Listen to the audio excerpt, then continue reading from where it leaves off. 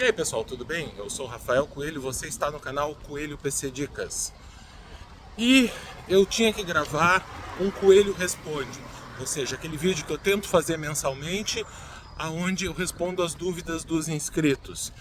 Mas eu não sabia se saía para caminhar hoje, para fazer meu exercício, ou se gravava o vídeo respondendo dúvidas. Então pensei, por que não fazer as duas coisas ao mesmo tempo? Então vamos testar aqui esse tipo diferente de vídeo, formato um pouco diferente, enquanto eu estou caminhando e gravando as dúvidas para vocês. Então vamos lá!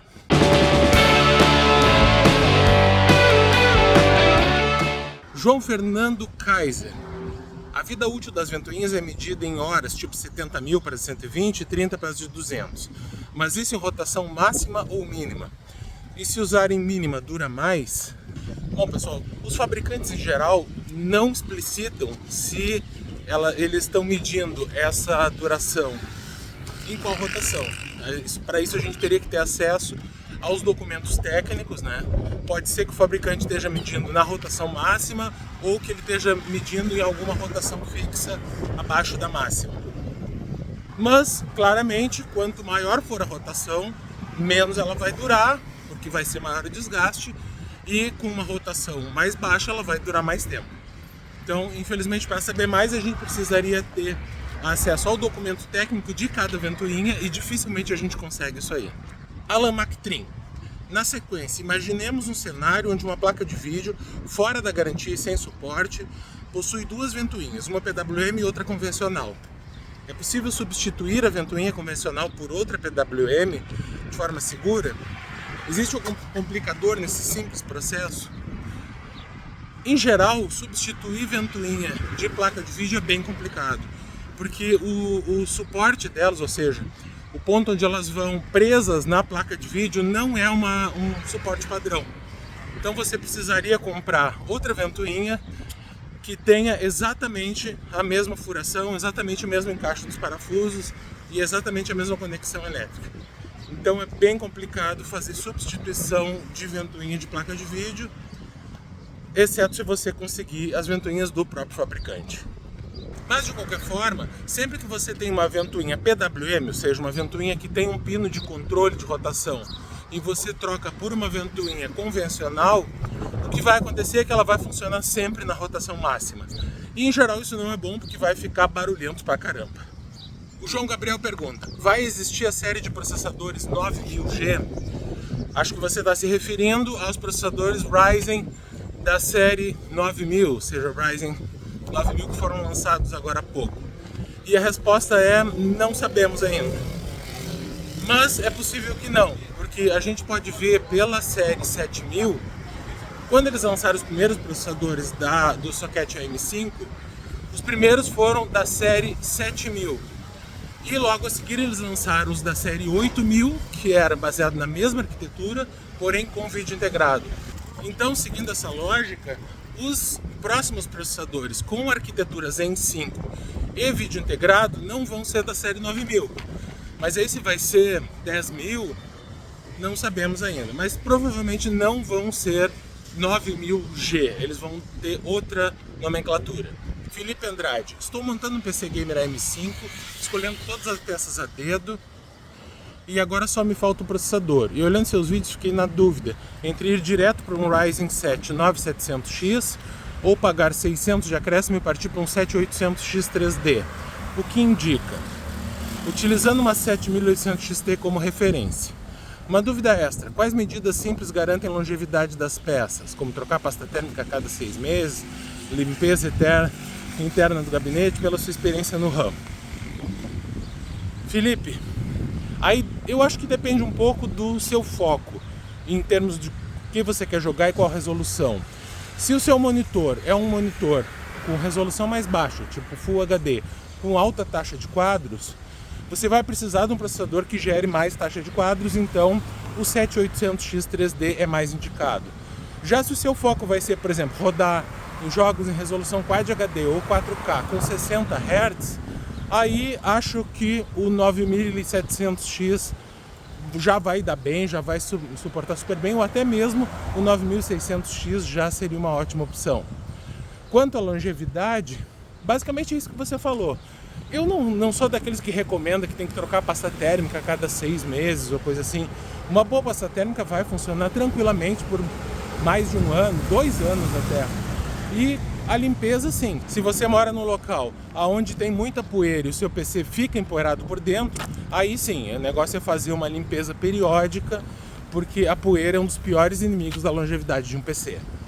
Ernesto Koji. Opa, pergunta sobre o slot NVMe PCIe 3.0x4. Se eu instalar um SSD 4.0 de entrada, velocidade pouca coisa acima de em 3.0x4, consigo o máximo desse slot NVMe 3.0x4? Não vai conseguir o máximo. Se você pegar um SSD tipo o Kingston NV2, por exemplo, que ele é PCI Express 4.0, e instalar num PCI Express 3.0, ele vai perder sim um pouco de desempenho. No meu vídeo que eu testei esse processador, eu falo isso. Eu mostro como realmente ele perde desempenho. E o principal aí é que, como esse tipo de SSD que não tem cache de RAM, ele utiliza a memória RAM do computador para fazer cache. Então a velocidade de comunicação entre o SSD e a memória e o restante do computador é importante.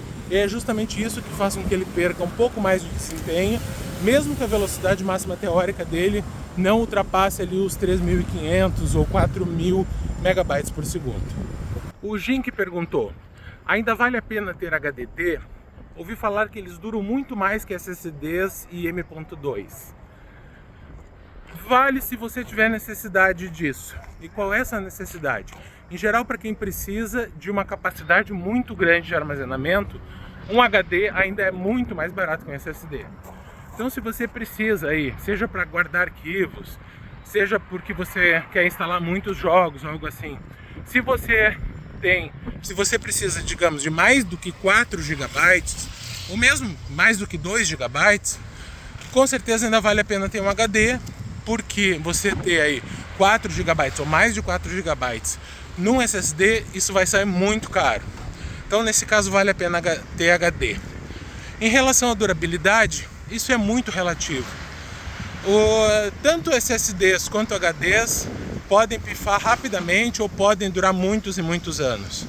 Então, isso aí vai depender mais da sua sorte do que de qualquer coisa. O HD, ele é muito mais sensível a choques e a vibrações. Então, um HD, normalmente, se você deixar ele cair no chão, já era, ele estraga. E um SSD não. Enquanto um SSD às vezes pode ser mais sensível a variações elétricas ou coisa assim. Então eu não daria bola para a durabilidade, porque os dois, tanto HD quanto SSD, estragam sim. E estragam acho que na mesma proporção. Pedro Sala, minha pergunta: qual a ideia, conceito de computador quântico? Qual seria a sua utilidade? Pedro, não faz pergunta difícil, Pedro. Não, brincadeiras à parte, é o seguinte: computadores quânticos não tem nada a ver com o que a gente tem, o que a gente considera de computador normal. Um computador quântico, ele utiliza conceitos quânticos de sobreposição de estados para fazer simulação de várias coisas ao mesmo tempo, então de vários diferentes estados quânticos ao mesmo tempo. Então você não vai utilizar um computador quântico, por exemplo, para digitar texto, para acessar a internet, muito menos para jogar. Eles são utilizados apenas para fazer cálculos, mais especificamente fazer simulações de fenômenos quânticos, tá? E podem ser utilizados para alguns outros tipos de cálculo, e um dos que mais se fala é para quebrar criptografia, porque eles são capazes de simular vários estados simultaneamente, e com isso aumenta muito a velocidade desse tipo de processamento. Mas é uma coisa bem complexa que ainda está bem no início. Recém está tendo os primeiros computadores, os primeiros protótipos que funcionam, e não é bem simples. Eu tenho um doutorado em física de partículas, uma área onde eu estudei bastante mecânica quântica, bastante física quântica, e bastante conhecimento em computação, e mesmo assim computadores quânticos ainda são um tópico bem difícil. Então, mas não se preocupe, que a questão é essa: a utilidade deles é para simulação e para cálculos complexos, não são computadores que você vai utilizar no seu dia a dia. BM Santos. Como trabalho na área elétrica, eu fico indignado como as pessoas investem num PC de 10K ou 15K, mas conectam ele na sua tomada sem nenhuma preparação. Somente um desabafo mesmo. Já peguei um cliente com o PC dele desligando, utilizando uma fonte de 1000 watts, a tomada já estava esfarelando. Refiz a fiação, troquei o cabo da fonte dele por 20 amperes, 2.5 milímetros e nunca mais desligou. Fica a dica e o desabafo, abraços coelho. Você está completamente certo, isso realmente é uma coisa que indigna bastante. Claro, é a ignorância das pessoas, ninguém nasce sabendo, mas a gente tem que saber que um PC gamer, um PC de alto desempenho, sempre é um PC que vai consumir bastante, então a instalação elétrica tem que ser de acordo. O principal aí, claro, você não pode ter uma tomada que esteja com mau contato, uma tomada que esteja dando algum tipo de fuga de corrente, mas o principal também é que a gente tem que ter uma tomada com aterramento, tanto para proteção sua, porque se não tiver aterramento, pode ser que você toque na carcaça do seu PC e tome um choque, como também para proteção do equipamento. O próprio PC fica muito mais protegido contra qualquer tipo de queima se você tiver uma tomada com aterramento correto. Então, é isso aí, não foi uma pergunta, né? Mas eu concordo plenamente com o que você falou. O pessoal costuma não dar bola para isso e é uma coisa extremamente importante a instalação elétrica onde você vai ligar o seu PC. Stanley Pereira, fala sobre as plataformas DDR5 e DDR4, se está compensando gastar a mais ou ainda não, professor. A questão não é se está realmente compensando gastar mais DDR4. A gente tem a Intel 12ª, 13ª, 14ª geração, é a única plataforma que a gente tem, a LGA 1700, é a única plataforma que aceita os dois tipos de memória. Então você compra uma placa-mãe, você vai optar por uma placa-mãe que use DDR4 ou que use DDR5. Fora isso, todos vai depender da plataforma. Se for socket AM4, vai ser obrigatoriamente DDR4. Se for socket AM5, vai ser obrigatoriamente DDR5. E essa nova geração dos Core Ultra da Intel, ela só usa DDR5. Então não tem muito o que optar mesmo, mas o que eu posso dizer é que já está começando a valer a pena montar PC com DDR5. O preço ainda está alto comparado com o DDR4, mas já não está mais tão alto, a diferença de preço não é mais assim tão grande. Então já está valendo a pena sim. Boa noite, professor Coelho. Bom dia. Sei usar software original não é uma boa, mas um vídeo sobre esses Windows modificados que existem por aí, como Windows Lite, se realmente existe diferença de desempenho. Abraços. Edivaldo, realmente, utilizar crack do Windows eu não recomendo, porque não é nem uma questão moral de que você está usando alguma coisa ilegalmente, mas é principalmente uma questão de que num crack você não sabe o que está vindo junto para o seu PC. Se alguém fez esse crack, programou um código para desbloquear, seja lá o que for, um jogo, o Windows, o Office, e colocou abertamente na internet, é muito difícil que essa pessoa tenha se dado a todo esse trabalho apenas por uma questão de bondade ou por acreditar na liberdade de usar o Windows sem pagar. É muito grande a probabilidade desse crack ter algum tipo de software malicioso embutido. Em relação aos Windows modificados, tem situações em que você mesmo consegue legalmente, utilizando a sua própria key do Windows, você consegue modificar a instalação do Windows, tem programas que fazem isso, para gerar uma instalação que venha com menos coisas. Eu sinceramente não acho que dê uma grande diferença de desempenho. Pode ser até interessante em situações onde você vai instalar o Windows em um PC que tem muito pouco espaço de armazenamento ou muito pouca memória, uma coisa assim. Mas é mais uma questão para usos bem específicos mesmo, ou para questões experimentais. Eu acho que como uso para economizar a memória, para deixar o PC mais rápido, isso aí não tem grande vantagem não. Então, acho que era isso sobre isso. Felipe Santos, tenho placa-mãe P450, Ryzen 5 Pro 4650 GE, 16 GB de memória RX 6600. Pretendo trocar o gabinete SSD, mas qual processador eu poderia trocar? Pretendo ficar no AM4 mais 3 ou 4 anos. Obrigado e sempre ótimos vídeos. Felipe, você tem um 4600, então isso vai depender, trocar o processador vai depender de qual o seu objetivo. Se o seu objetivo principal é jogar, de repente tenta pegar aí o Ryzen 7 5700X 3D, que é um modelo que está há pouco no mercado e que parece ser bem interessante o custo-benefício.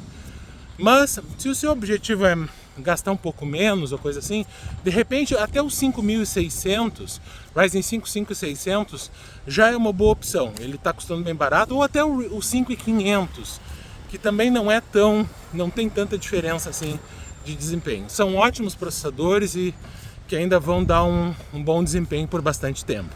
João Paulo Design. Boa tarde, Coelho. Tudo certo? Espero que sim. Comigo tudo bem, espero que com você também.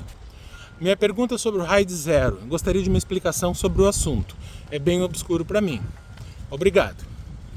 João Paulo, RAID é um tipo de arranjo onde você junta ventania. Então, RAID é um tipo de arranjo que você faz com 2 ou mais HDs ou SSDs para que eles trabalhem, para que eles sejam percebidos pelo computador como se fosse apenas uma unidade de armazenamento. Isso pode ter utilidades diferentes. Você pode usar RAID 1, por exemplo, que é espelhamento, para proteção dos dados, porque aí os dados são gravados ao mesmo tempo nas duas unidades de armazenamento.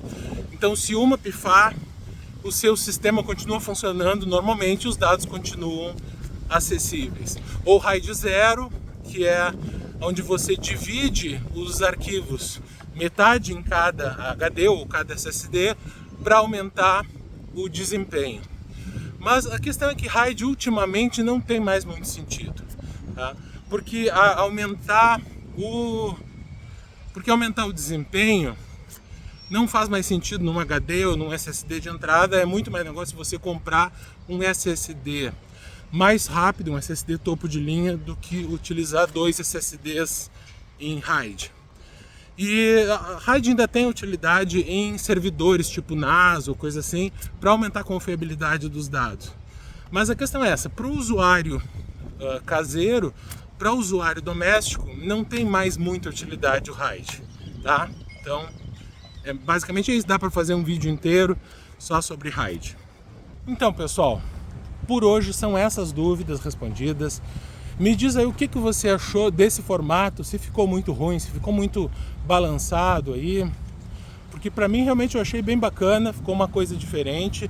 Eu consigo gravar um vídeo e me exercitar ao mesmo tempo.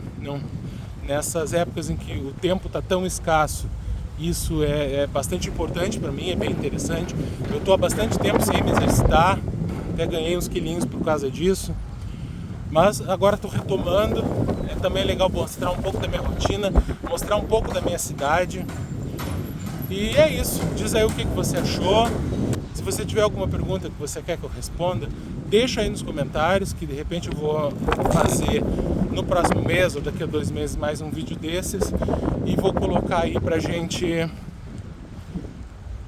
tirar as dúvidas do pessoal, tá? No mais, um grande abraço. Valeu!